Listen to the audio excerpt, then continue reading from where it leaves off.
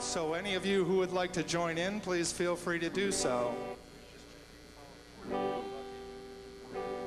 Oh, say, can you see by the dawn's early light what so proudly we hailed at the twilight's last gleaming, whose broad stripes and bright stars through the perilous fight o'er the ramparts we watched were so gallantly streaming, and the rocket's red glare, the bombs bursting in air, gave proof through the night that our flag was still there.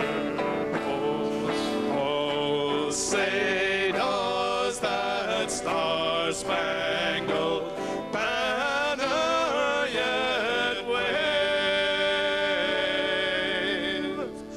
o'er the land of the free and the home of the brave?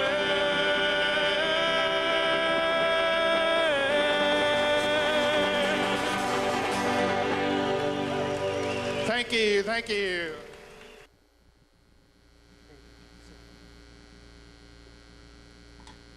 I pledge allegiance to the flag of the United States of America and to the republic for which it stands, one nation, under God, indivisible, with liberty and justice for all.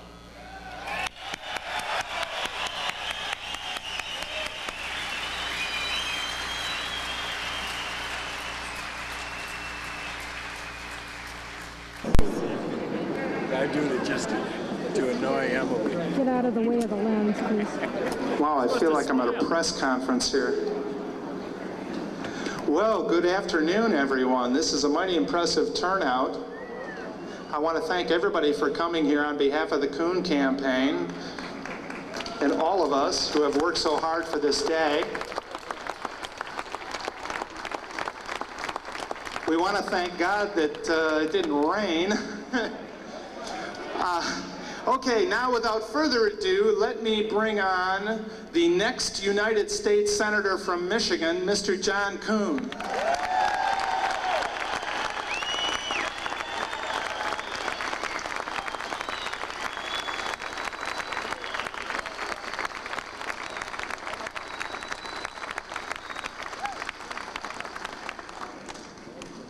Wow. I'm going to read you something that I've had the privilege to read, and I think you should hear it too. Dear John Coon, please find enclosed my donation for the Washington event and 18 cartridges. One for each month my uncle, Master Sergeant Matthew Henry Kriska, drove a tank across Europe in World War II. The big shell enclosed is one of the 6 shells fired by the Honor Guard at my uncle's funeral earlier this year. He died a patriot, a real American, not afraid to defend his liberties. As a pallbearer, I was privileged with receiving the enclosed shell. Please use that one for the Statue of Liberty replica that will be presented to Congress.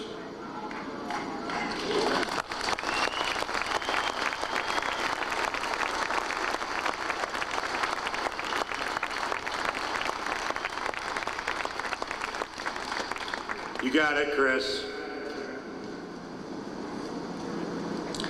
And I'd like to dedicate this rally to Sergeant Matthew Henry Kriska and every other son of liberty and daughter of liberty who has ever risked their lives in the defense of the Constitution of the United States.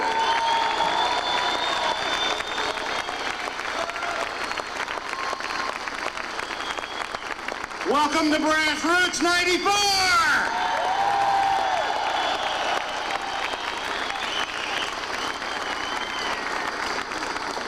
Thanks, Dominic, for leading us in the pledge. Thanks, Tim O'Brien, for some fantastic patriotic music. I would like to do one other thing just to open this thing up right. I would like each and every one of you to take a look to your left, take a look to your right, and shake hands with a friend.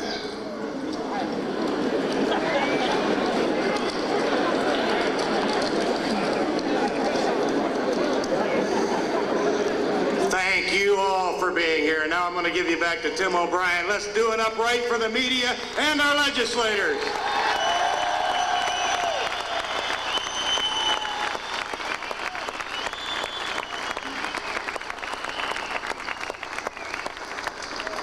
Thank you. John's going to do fantastic this year. We're going to show him.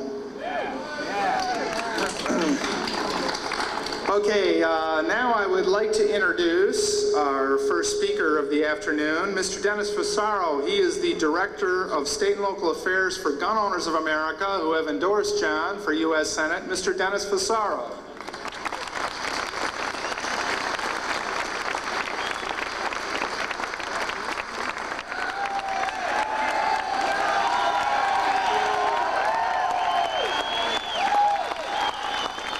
I got mine, you got yours. Let's find out if these politicians got one and see if they read it. They can't read. I want to welcome the militia to Lansing. It's great to see you.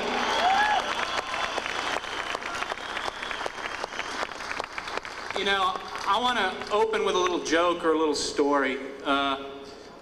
There's a congressman sitting in his office in Washington, D.C., and he's talking to his chief aide, and he says, Bill or Joe or Fred, it's terrible. I've got to get back to my district. You wouldn't believe what's happening. And his aide goes, why, Congressman, what's the matter? Are they telling lies about your record? He says, no, they're telling the truth.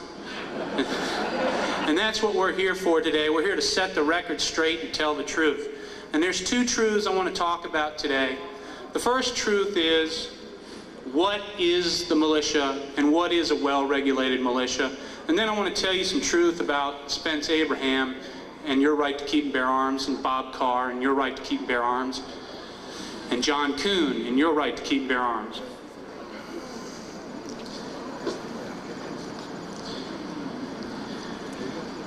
On April 19, 1775 in Lexington, the militia met what was then the cops of the day in red coats.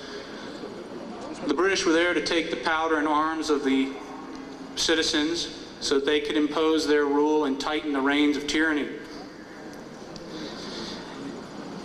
They didn't act with permission. They didn't get permission from the EPA or the BATF or the FBI. And so, if we're going to stand up for what's right and what's true, we're going to have to become the advocates of constitutional principle. We're going to have to create a constituency for the principles that our founding fathers gave us. We're going to have to teach our neighbors and our friends with words and deeds about what it means to be in the militia and what it means to be a well-regulated militia. In 1774, as in 1994, there was still hope of reconciliation with the growing tyranny of the central government. But after years of encroachment on their liberties, the colonists of 1774 and the militia of 1994 decided to be prepared.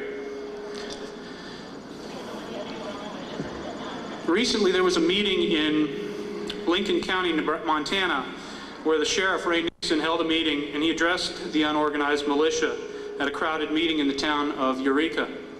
The concern that night was to lawfully reinforce the sheriff in case the federal government might contemplate another Waco or Weaver-type massacre in Lincoln County. Citing the Militia Act, that is Title 10 of the U.S. Code, and the Montana Posse Law, the members of the unorganized militia offered themselves to the sheriff to be deputized.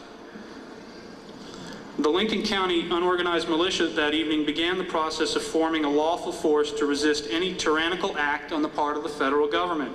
This was not a bunch of vigilantes, it's not a mob. This was the militia of the Second Amendment and the Posse Law of Montana.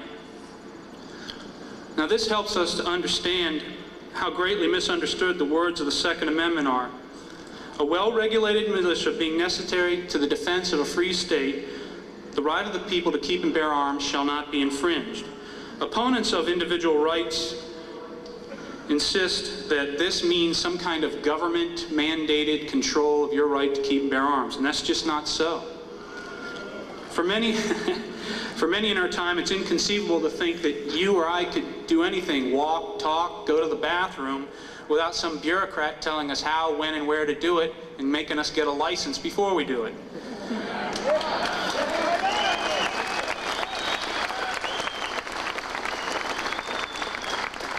But in the 18th century, this just wasn't so, and that's what our founders were talking about when they talked about the well-regulated militia. When the Reverend Josiah Clark met the British forces on Lexington on April 19, 1775, he was serving as the elected commander of his well-regulated militia. Now think about well-regulated. You knew how to shoot, you knew how to obey orders from your commanders, you were disciplined, you didn't fire before it was too soon, you didn't cut and run, you stood your ground. Josiah Clark had drilled this well-regulated militia every Sunday after church services. The British had made the importation of powder illegal, and General Gage had sent his men to confiscate colonial stockpiles along with other war materials such as muskets and food stores. And remember, the muskets then were the so-called assault weapons today.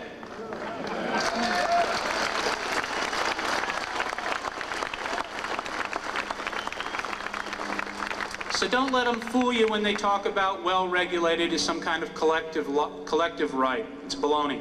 Now, other argument they'll give you is that the militia isn't effective. We don't need the militia. We got the National Guard, the military, the police.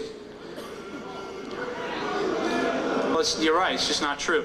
The militias of the communities outside Boston had been alerted by messengers from Boston that night, April 18th. Paul Revere was one of these messengers, although he was captured before he got very far. So they were aware that the British were coming. Today's Paul Reveres use electronic bulletin boards and computers and fax machines and modems. And you need to get tied into a network so you can be informed, so that you can educate yourself about what's going on and keep your neighbors and friends informed. Now, the day following the battle in Lexington, down in Virginia, Lord Dunmore ordered the looting of the Colonial Powder Magazine. Patrick Henry's response was to call the militia together and to chase Lord Dunmore out of Williamsburg and onto a ship in the James River. And he didn't get permission from the Bill Clinton of his day, George III.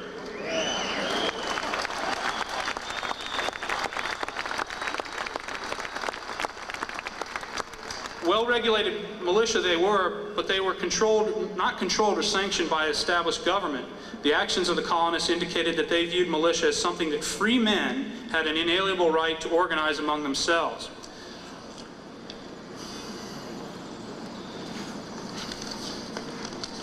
Now, we need to listen to what the founders said. Government, not the people, are to be held suspect. Amen. A couple of Jefferson's quotes are interesting. When government fears the people, there is liberty. When the people fear the government, there's tyranny.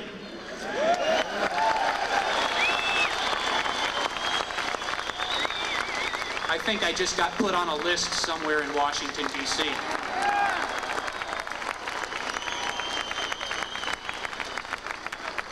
The strongest reason for the people to retain the right to keep and bear arms is, as a last resort, to protect themselves against tyranny and government. Patrick Henry warned during the Virginia ratifying convention debates over the adoption of the present Constitution, "Guard with jealous attention the public liberty. Suspect everyone who approaches that jewel. Unfortunately, nothing will preserve it but downright force. Whenever you give up that force, you are inevitably ruined. What exactly was Henry warning of? He foresaw that the new government would dangerously centralize power unto itself. In Henry's words, it would oppress and ruin its people. Even the defender of the Constitution, James Madison, in Federalist Papers number 46 said, besides the advantage of being armed, the advantage of being armed forms a barrier against the enterprises of ambition more insurmountable than any which a simple government of any form can admit. The governments of Europe are afraid to trust the people with arms. If they did, the people would certainly shake off the yoke of tyranny.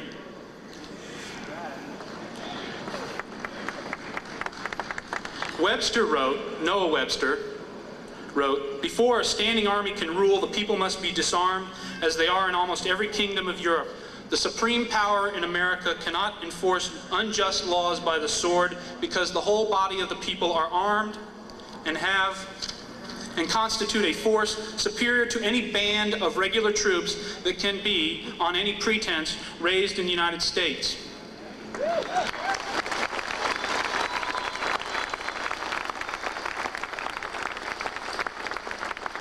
When a government no longer fears the people, atrocities become possible, such as the murder of members of Randy Weaver's family by U.S. Marshals and FBI agents. Emboldened by the lack of resistance when murdering women and children in Idaho, the feds moved to Waco, Texas, and slaughtered nearly 100 people, including 4 of their own agents. Following on the heels of these acts, the government now has the audacity to insist that the militia, that's you and I, be disarmed.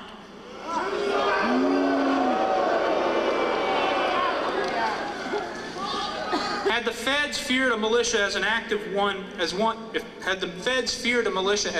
as the one in Lexington in 1775, it's entirely possible that the massacre of the Branch Davidians in Waco, Texas would never have occurred. And I say to that, long live the militia, long live freedom, and long live the government that fears the people.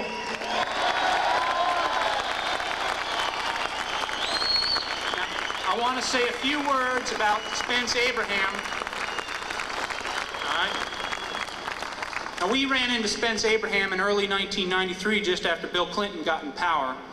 And he wanted to run for RNC chairman. That's the job held by Haley Barbour. Haley Barbour's the man that was defending Fred Upton for his vote for the crime bill. Do you remember that? Just recently here in Michigan. And we asked Spence, we wanted to talk to him about the right to keep and bear arms and what he would see, how he would see the Republican Party stand on that issue. And he didn't want to talk to gun owners of America. He didn't want to talk to our members. Now, I got a candidate survey here from Spence, okay? And we asked him, do you support banning the manufacture, sale, or transfer of no firearms, all firearms, or some firearms? And he checked some firearms. He said narrowly defined military weapons. You could drive a truck through that definition, especially if you get scared up there in Capitol Hill and you waffle, and Sarah Brady's breathing down your neck. I would submit that both Bob Carr and Spence Abraham are not the candidates of principle in this race. I would submit that the candidate that has taken a clear and open stand, has gotten an A rating from Gun Owners of America for his answers to his candidate survey, who is taking a clear and open stand at this rally, is John Coon. And that's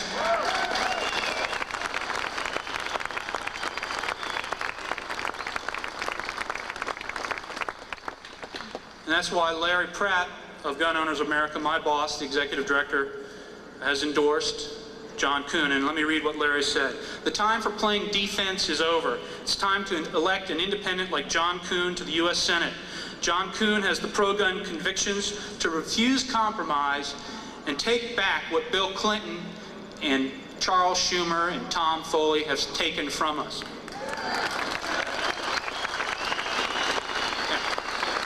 One more thing you need to know. The Republican Party, this Tuesday, the 27th of September, they're going to have a big signing of a document, a contract with the American people. They're going to be on the steps of the Capitol. That contract, that covenant, says nothing about our right to keep and bear arms. And I want you all to call Haley Barbour at RNC headquarters in Washington at 202-863-8500 and tell them a contract, a covenant without the right to keep and bear arms is no contract. One last thing. I want to thank the Lord for the opportunity to be here today. Our rights come from God, and without the God who gives those rights will not stand. And I want to read you one thing. And if it seem evil unto you to serve the Lord, choose this day whom you will serve. As for me and my house, we will serve the Lord. Your guns won't save you. Only God can do that. You can't have the gift of liberty without the gift giver. Thank you very much.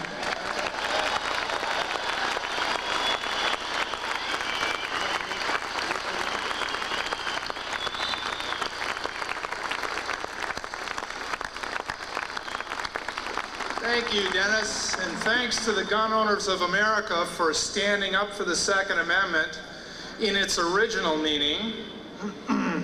We owe them all a debt of gratitude. Now, I would like to say, just by way of a brief introduction, that about a year ago, I was approached. I'm pretty active in the Libertarian Party and have been for about 10 or 12 years now, and I was approached about a year ago by a gentleman who told me that he wanted to get the LP nomination for U.S. Senate for this election cycle. Well, having been through all of the vagaries of petitioning to get on the ballot and all kinds of details of roadblocks, which I won't bore all you folks with, I was a bit skeptical. I was concerned about running someone for U.S. Senate because that becomes our top of ticket and determines our ballot status, and we've been through a lot of changes in order to achieve that ballot status. But I have to say that over the course of the last year, that gentleman has made an absolute believer of me. And all of you people who are here this afternoon are evidence of his commitment and his dedication. Of course, I'm speaking about John Coon.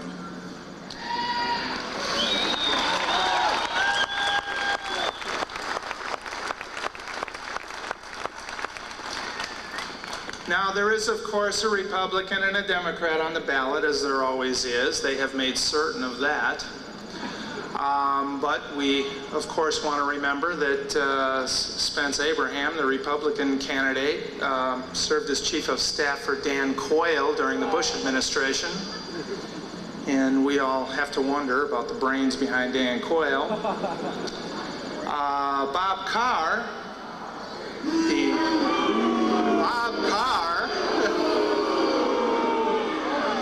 the Democrat, after having taken the NRA's money for his whole miserable political life, suddenly rolled over on all of us and voted for President Slick's assault weapons ban. So I think we know where Bob Carr stands. Thank God that into the fray comes a third alternative. And don't let these Republicrats and Demopublicans tell you that a Libertarian can't win and you're wasting your vote when you vote for a Libertarian. They've been suckering you with that for years.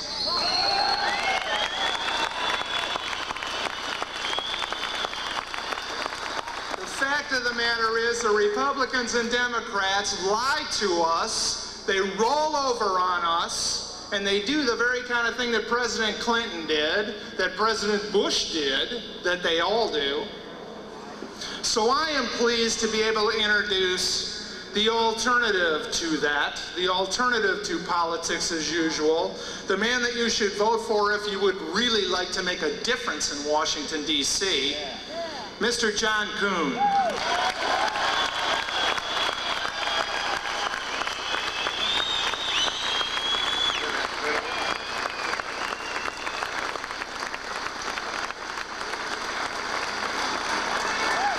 Geez, wasn't I just out here 10 minutes ago? This crowd is growing by the minute.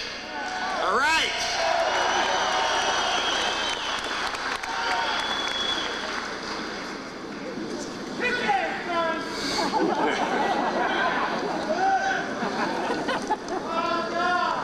April 19th, 1775.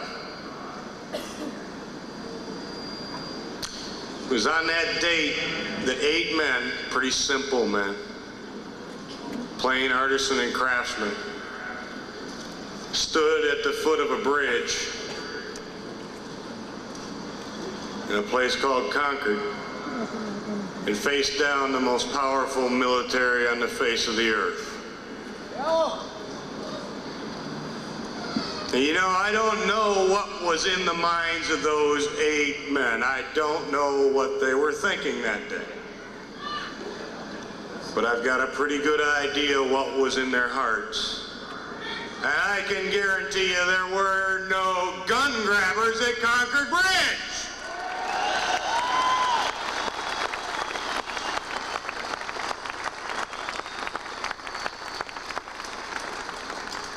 And 2 years later, 1777,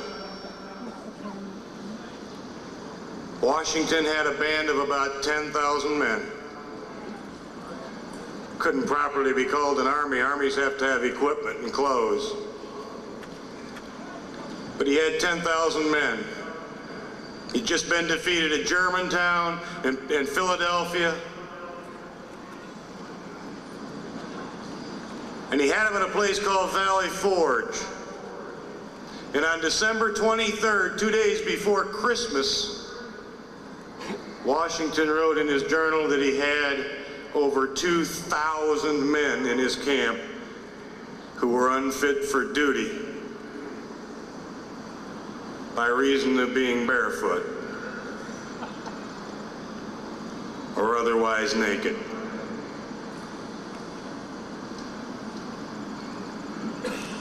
There weren't any gun grabbers at Valley Forge either.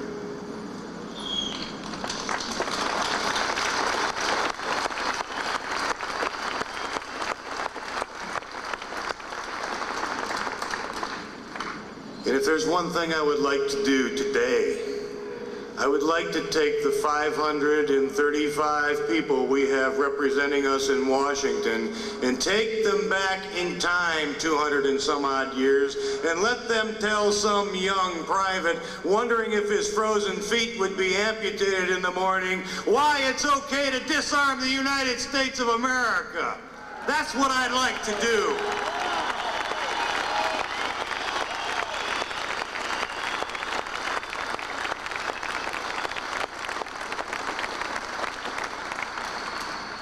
But you know, I really don't have to take them back 200 years. You don't have to go back that far. Just this week, just yesterday, I was in a menswear store in Hazel Park, Michigan. Needed a pair of shoes. I talked to a man named Jack, and I introduced myself to him. And we talked. Jack told me he served in World War II. Told me he was a Marine.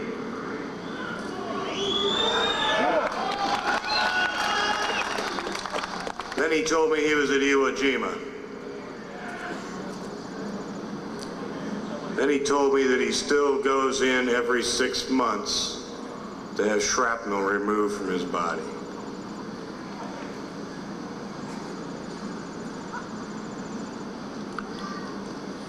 I put up my hands and I shook hands with Jack and I said, thank you. I don't know what else to do. How do you repay Jack? How do you repay the ones that didn't come back?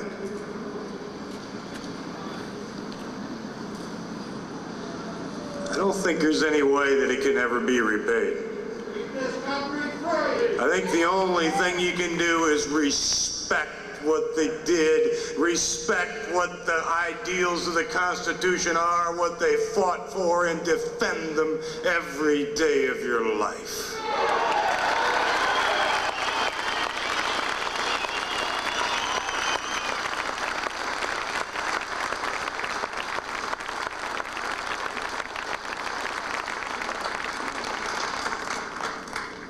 So Jack, I'm here today, I'm going to tell him. That's what we're here today for, is to tell him. On behalf of the ones at Valley Forge, on behalf of every soldier, every seaman, every airman, every widow and orphan, the neighbors, the aunts, the uncles, the names on the tombstones and the names on the Vietnam Wall. If our legislators don't understand what the Second Amendment means, then we're here to explain it.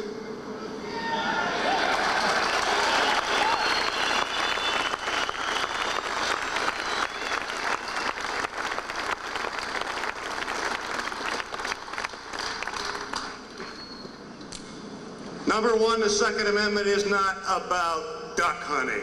I'm a hunter, but it is not about hunting. And I have a family to defend, but I'll tell you right now, it's not about self-defense either. And it's certainly not about target shooting. The founders of this nation would have never dreamed that your right to hunt would be threatened. They would have never dreamed that your right to defend yourself would be threatened. And they certainly couldn't conceive of a people with so much money they could spend powder and lead on target shooting.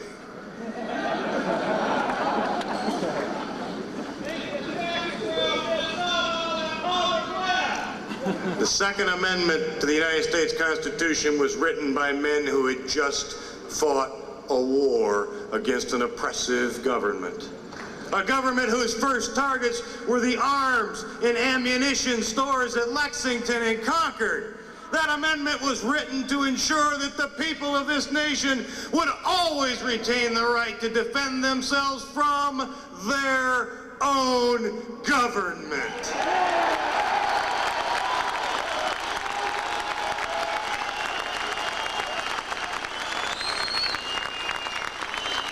That's message number one. Get it and get it now!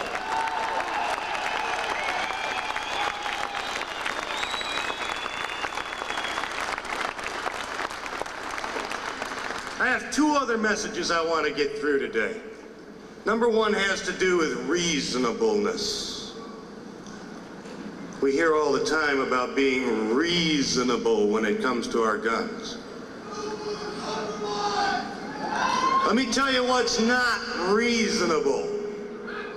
What is not reasonable is driving a wedge through the very fabric of American patriotism. We have good, honest, hardworking, patriotic people who believe in the Constitution of the United States. And instead of concentrating on the criminals and the violent scum that are destroying this nation, we are driving a wedge between the good people of this nation. That's not leadership. Leadership is not division, it's unity. And that's message number one. Quit driving the wedge and do the things we all know will make a difference first.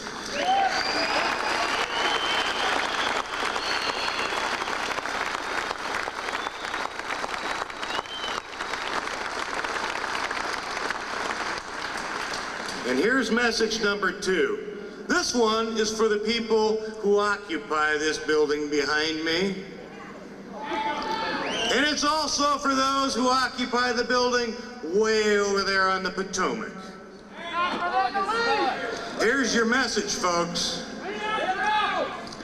Now, no threats. I want them to notice only one thing. I want them to notice what exists on the east lawn of the Lansing Capitol today. I want them to know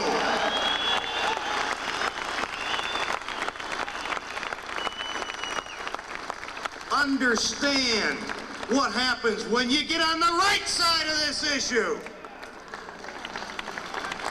Understand that there is an army of good, hard-working people out there who will be on your side if you'll just get up and get on the right side of it. Understand it. there are 2.5 million gun owners in the state of Michigan. And there are a lot more freedom lovers than that.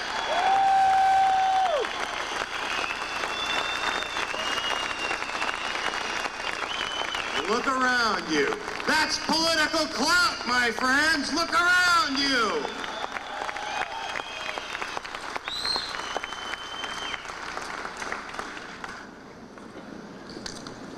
I hope you'll all support me. I really hope you will. I need it, and I hope you will. But I'm going to offer you the reason before I get down from here and give this microphone up. I want you to know how I feel about this, and if you don't already, I'm going to make a pledge today. 218 years ago, a group of the bravest, most principled men in history signed their names to what at that time was a treasonous document. They put their names on the Declaration of Independence. And had the war gone the wrong way, they'd have been hung for it.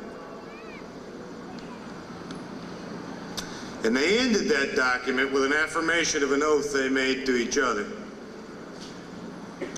They swore their lives, their fortunes, and their sacred honor.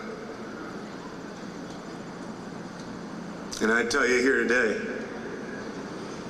that when I'm elected, I will not only defend the Constitution of the United States, I will do everything in my power to reverse every encroachment made against it. And I pledge to you my life, my fortune, and my sacred honor. Thank you very much. And enjoy the rest of the day. Thank you.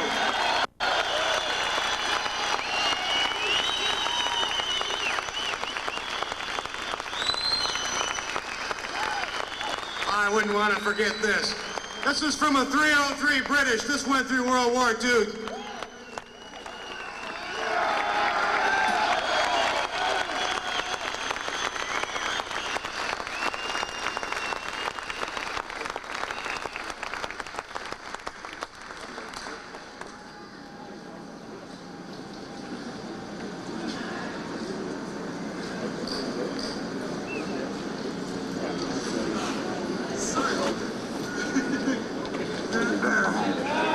Okay, I hope that we have collected mounds of brass and also mounds of dollar bills.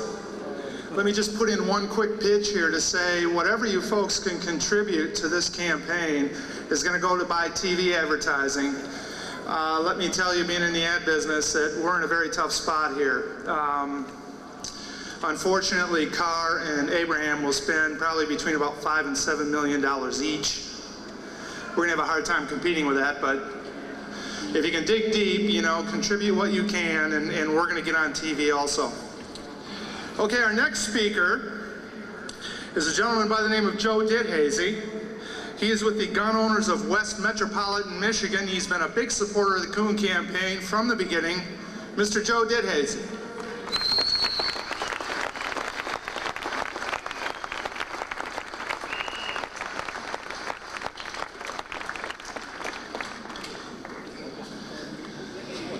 How do you know you're being effective? I mean, how do you know you're making a difference? Well, first of all, I want you all to give yourself a hand, because look at the size of this crowd.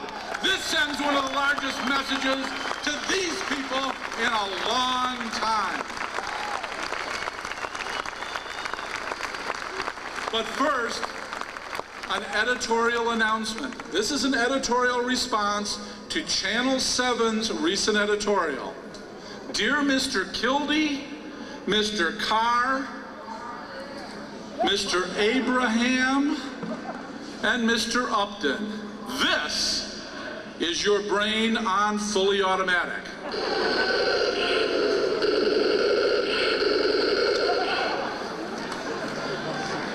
This is your brain on semi-automatic. And this is your brain after Janet Reno.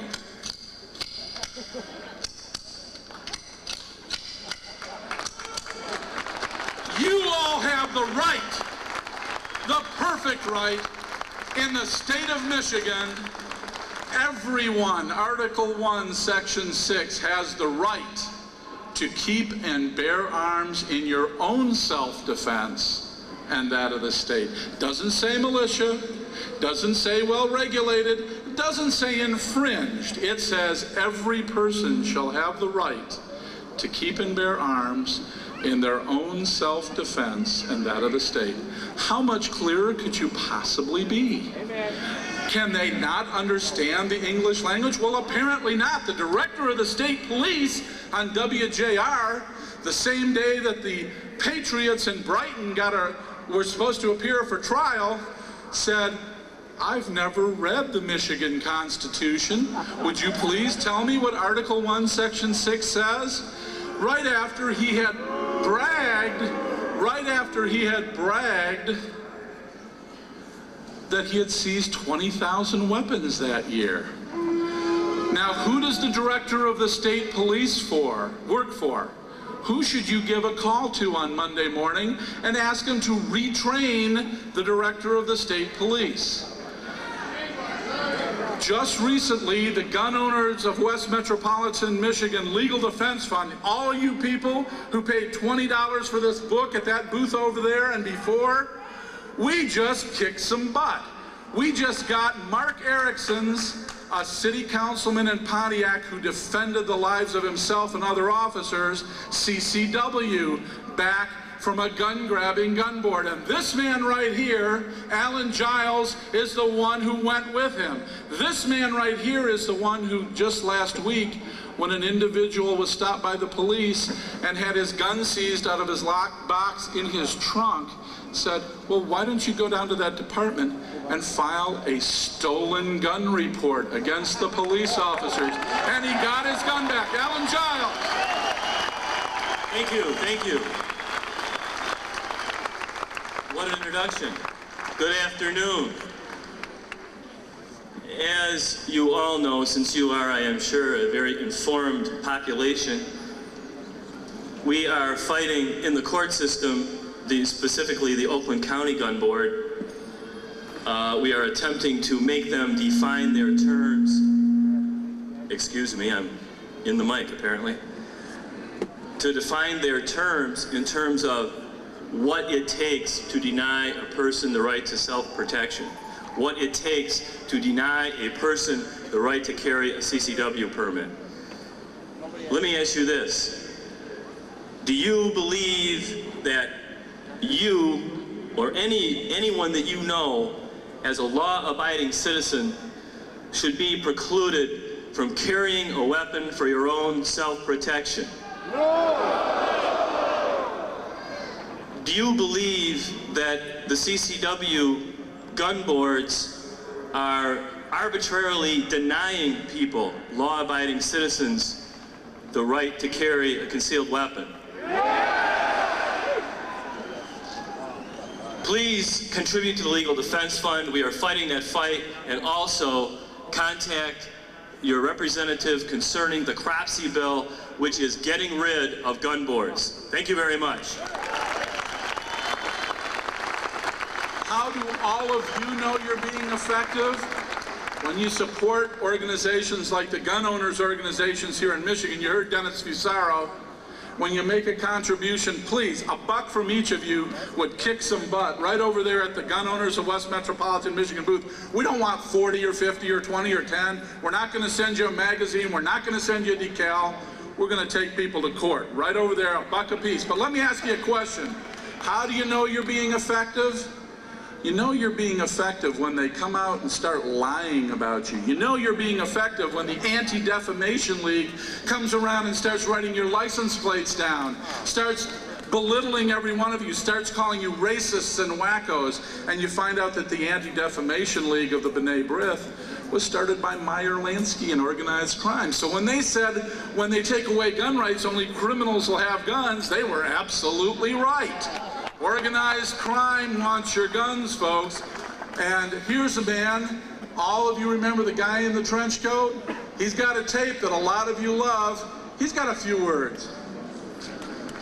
Good day, folks. I'm glad to be here to talk to you. I don't have a lot of time, so I'm going to cut right to the chase. What I want everybody to do is get a copy of this Constitution, read it cover to cover. Tomorrow afternoon at 3 o'clock, there will be a test, okay?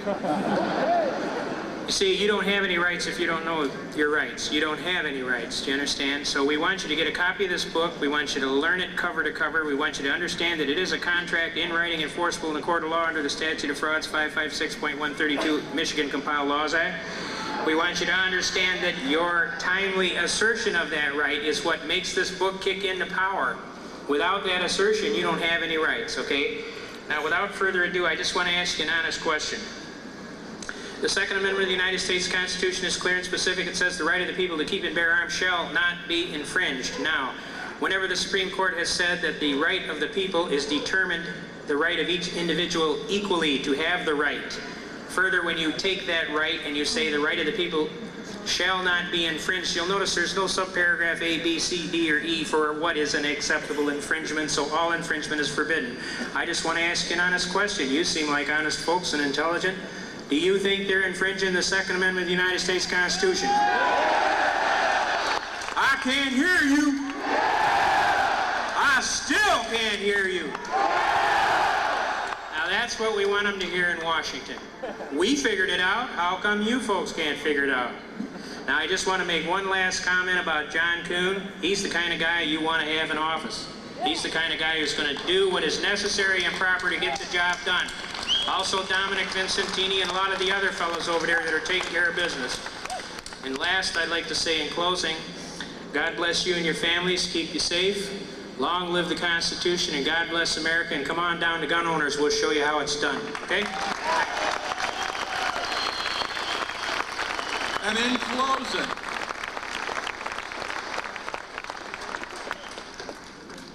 okay, one last time. This is your brain on fully automatic. This is your brain on semi-automatic.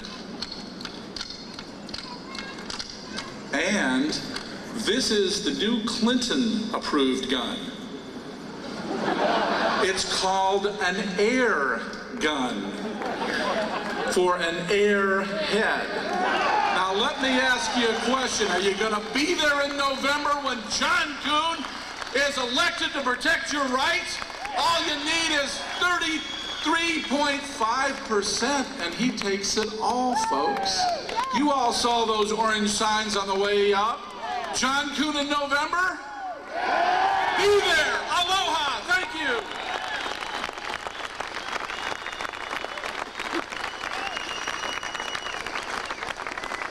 Thank you, Joe. Well, we're all here to celebrate and defend the Second Amendment to the United States Constitution. It is one of 10 which we hold very dear, the last two of which seem to have been completely ignored. The Second Amendment they're attacking, the last two they just completely ignore. And I would like to read you briefly here the last amendment of the Bill of Rights. The 10th Amendment says, the powers not delegated to the United States by the Constitution, nor prohibited by it to the states, are reserved to the states respectively or to the people. That amendment is equally important too. Well, maybe not equal to the second, but it's also a vital amendment. It says that the authority that the federal government is not given by the Constitution does not belong to it, and they should stop claiming authority they don't have.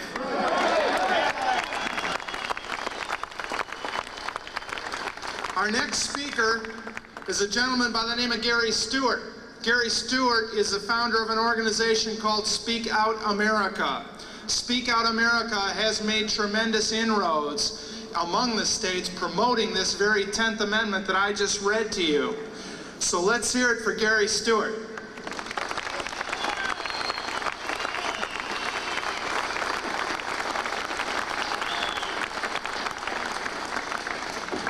Boy, thank you very much. Isn't this great? I tell you, to see all these people out here, you know, last year, Speak Out America, we ended up marching on Washington to fight the budget deal. And that feeling of marching past the White House with Bill and Hillary out on the front porch where we're all chanting and rating, I just couldn't believe in myself how empowered I felt going through and how exhilarated. Isn't it great to be here and part of this?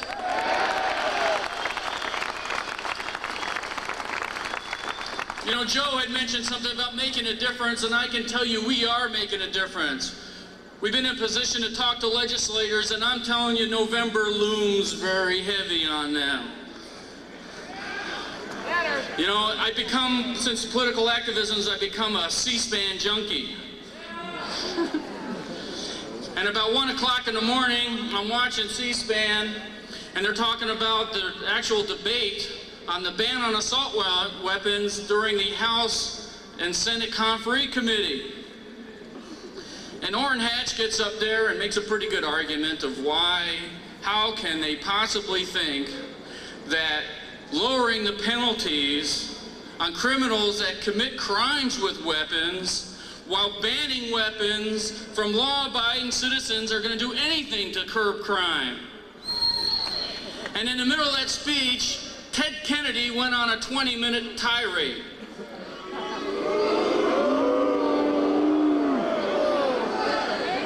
Telling the senator it's all well and good, but what does this have to do with hunting and fishing? And I don't know if you know Alan Simpson from Wyoming. He's got a real good cowboy sense of humor. He just sort of sits there after Kennedy blows his steam and he just sort of rubs his chin and says, well, you know, Senator, back in Wyoming, when we talk about gun control, we're talking about how well we steady our weapon.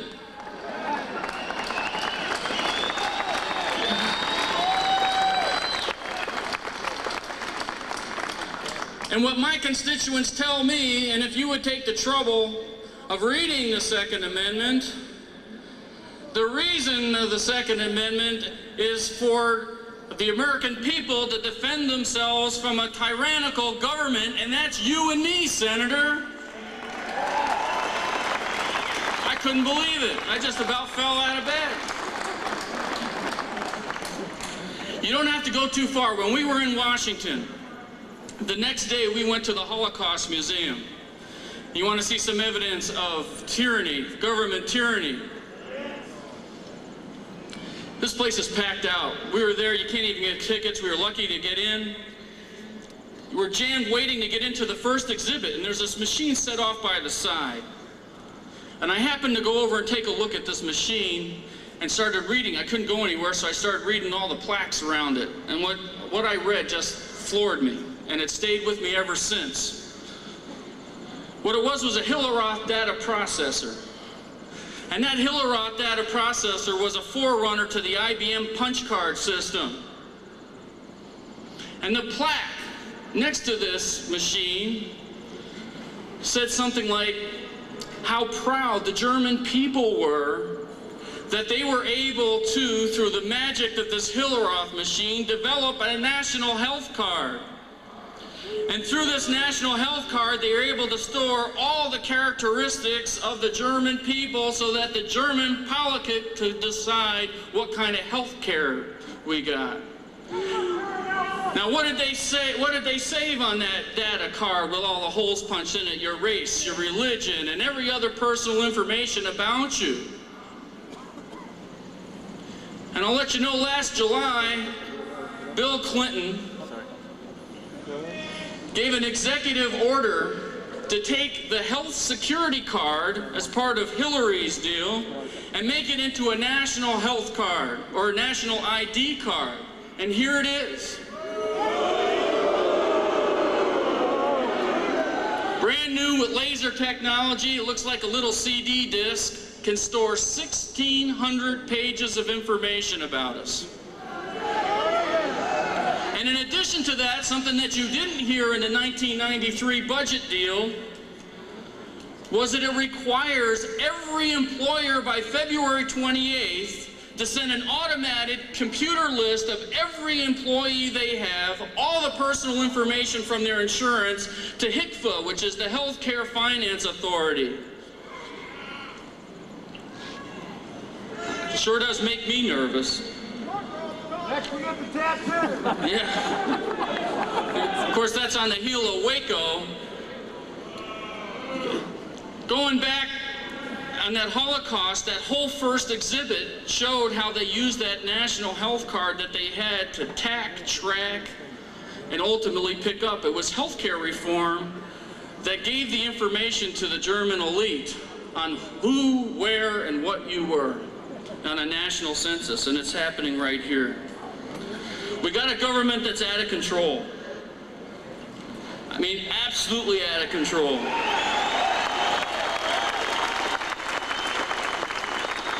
And it's not just gun control and crime legislation. I want to know why there's a 10,000% excise tax on handgun ammunition in the Mitchell Health Bill.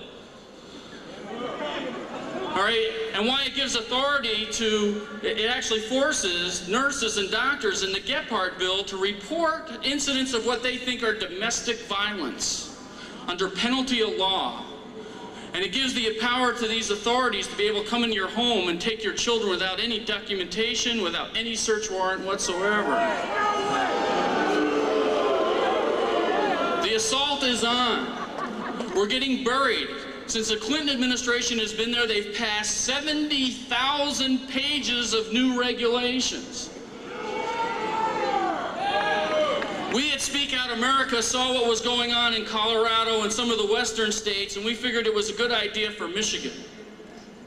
We got a hold of what Charlie Duke did in Colorado, and it's a 10th Amendment state sovereignty resolution, which you just heard what it is.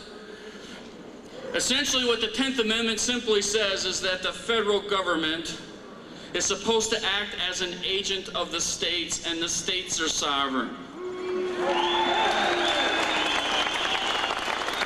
Well, we've certainly seen that reversed in the last few years. And all the 10th Amendment resolution simply says is that we tell the federal government as our agent to cease and desist effective immediately mandates that are beyond the scope of its constitutionally delegated powers.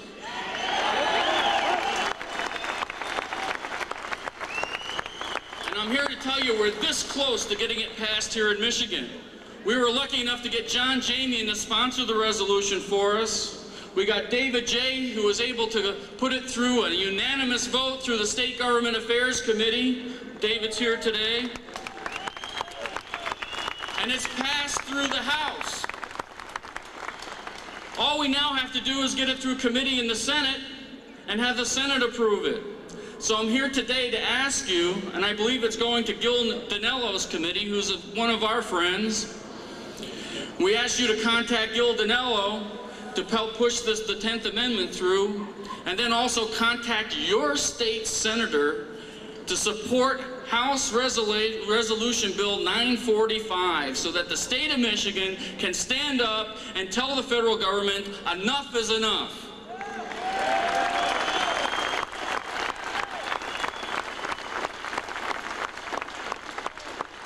We have a booth over on the side. We've got a 10th Amendment State Sovereignty Resolution petition. If you haven't signed it, we sure would like you to sign it. Plus, we have information over there. We're right over in the corner over here on the back. So if you come out and sign our petition, and I'd like to close by telling a little story. It's an old story, but I think it's worth telling. And it's about some hogs that live in Georgia, as the story goes, but it just as well be here in Michigan. And these hogs, they were an ornery lot.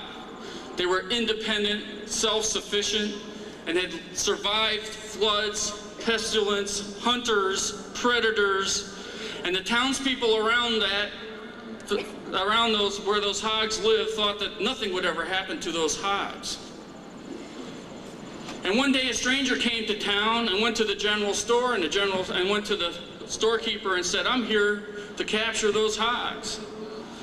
And the storekeeper just sat there and laughed and said, you know, no one's ever going to be able to capture those hogs, but if you want to, they're sort of west of town out there.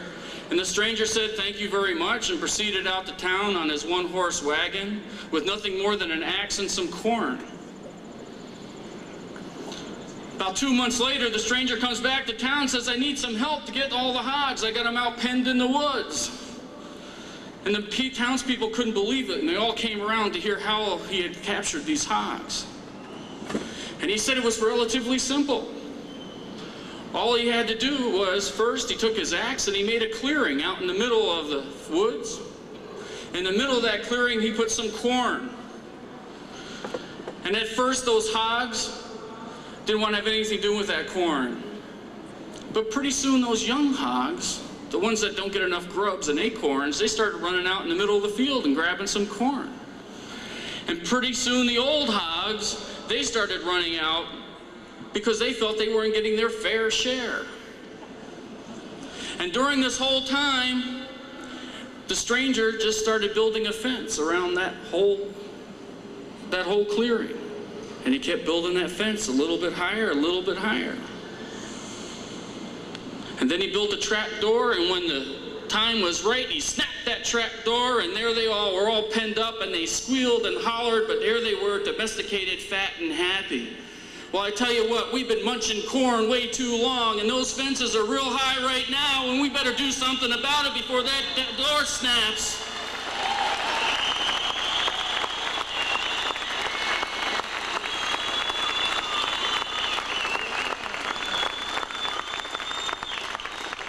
Events like these are great. We've got another Taxpayer Action Day coming up in October, on October 15th. We're bringing Michael Reagan in to do a dinner for us on October 5th, which you're all invited. We'll be able to fit you somehow. But the important thing is November. November, you've got to get out and make your voice heard.